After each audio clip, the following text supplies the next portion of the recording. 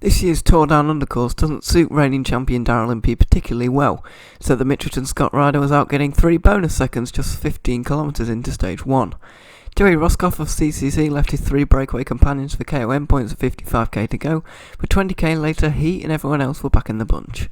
The dead straight roads allowed teams to get their sprint trains organised very early, with Sam Bennett's quick-step team positioned on the left-hand side of the road to get shelter from the crossings in the final 6k. The Blue Kits don't even hit the front until 1.4k to go, where arrested Shane Archibald hit the front and put Caleb Ewan's Lotto Sudal train way back.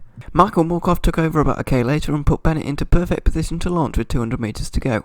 UAE's Jasper Philipsen is on the right wheel and even gets the jump on the Irishman, but Bennett was a relatively comfortable winner by half a length. Stage 2, uphill finish to Sterling and Roscoff is in the break again. George Bennett grabbed a bonus second, crashes began to happen at the back and the last brake survivor was caught all before a ripping descent into the final climb. Rowan Dennis and Roman Bardet both suffered mechanical issues on the run-in, but Dennis had his issue around 10k earlier, so it was only Bardet that lost around 2 minutes. Mitchelton Scott had been hanging around at the back all day, but as they hit the final climb the whole team came forward as one and set the pace to drop the sprinters so that Darrell Impey could pick up bonus seconds on the line. The Australian team did great work, and a crash inside the final 2k significantly reduced Impey's sprint rivals. Mitchelton continued to drive pace into the final few hundred metres, but Michael Morkov skipped around it, putting Bennett in great position for another sprint win. However, after all that climbing, the Irishman falters and gives Caleb Ewan a perfect lead out to take the win and GC lead. Good sprinting from Impey gained him another 6 seconds in bonuses, putting him 9 seconds in front of the climbers, which was important coming into Stage 3's hilltop finish. Trek and Mitchelton chased all day because they knew they had good climbing domestiques in Juan Pedro Lopez and Simon Yates respectively. Teams started to mass at the front nervously around 23k to go, which wasn't easy as the winding road strung out the peloton and caused a smattering of crashes that took out Jay McCarthy. While Port seemed to struggle in the battle for position, Lopez brought him to second wheel when the climb started and tried to make the race hard to drop Impey. Not long after, Port put in an attack that no one had an answer to. The Trek rider was clearly the fastest climber today, and Yates seemed to attack and distance Impey before the South African drove a group of favourites back on terms, but once altogether there was no such confusion, and Yates went full domestic mode to limit the gap. It looked great for Port, but as they turned onto the finishing stretch he was hit with a block headwind which effectively halved his gap to the chasers, gaining him just 5 seconds on the line. However, the bonus seconds were enough to give him the overall lead. Rob Power had a surprising burst and nipped Yates for second, earning some bonus seconds and putting 9 riders within 15 seconds on the overall. Impey was able to gain back a little time on Stage 4's early intermediate sprints, getting 1 second at the first and then another 2 at the second, bringing him to within 3 seconds of Port.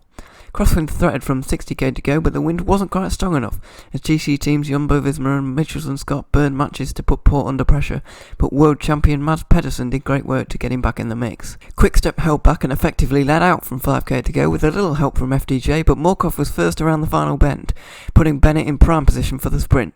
He does seem to sprint well, but Caleb Ewan has the benefit of a draft in a headwind and a slight uphill drag to the finish, which plays into his hands as he takes his second stage win. Crazy sprint or no sprint day where Darrell Impey took the GC lead with bonus seconds and Rohan Dennis even tried to attack a wild 90k from the line. The group formed around him and also contained Richie Port and Simon Yates, but Jumbo-Visma brought it back for George Bennett, leaving a less threatening 4-rider move to go up the road. Mitchelton needed to drop the sprinters on Kirby Hill so that Impey could get bonus seconds at the line, and they even got help from Astana and then Movistar, but afterwards it was all Lucas Hamilton from 21.4k to go.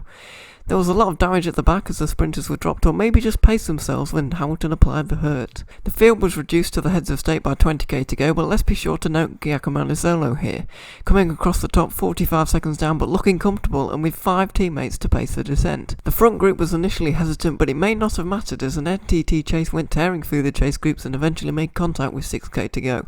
Caleb Ewan continues to struggle with positioning. His last-out lead-out was perfect apart from the fact he was back in 8th wheel. Ryan Gibbons of NTT was very smart to let a gap open just as Clue pulled off, effectively giving Nizzolo and Simone Consoni a head start on the rest. The Italian had the power to convert from that position ahead of the Cofidis rider and a very fast-finishing Sam Bennett, completing a perfect team performance from NTT. Double ascent of Wollonga Hill on stage 6 and the day started somewhat strangely with a 26-rider break. Trek and AG to our chase, but the break's advantage got as big as 4.5 minutes at 70k to go. Mitchelton didn't chase because the break was so big that it had a great chance of shutting Port out of the bonus seconds, which was crucial for Impey. The first descent of Wollonga Hill reduced the break to 13 and they gap to 2 minutes, but the pace back in the peloton was slow. Even Sam Bennett held on over the top. The breaks started attacking each other and lost a minute coming towards the second climb, but not long after, Impey fell off the pace at 2k to go even before any attacks. Antoine Tohut put down a pace that only Port, Yates and Van Baal could follow, and Port took up pacemaking a few hundred metres later. The Trek rider rode everyone off his wheel and came roaring through the break under 1k to go, but Matt Holmes, who had been letting others close gaps for him all climb, was able to follow, attack, and even distance Port in the final metres. It didn't matter to the Australian though, who took the overall by 25 seconds to a strained four-way tie between Ulissi, Geschke, Dennis and Van Baal. Don't forget to subscribe for more race analysis, but until next time, goodbye.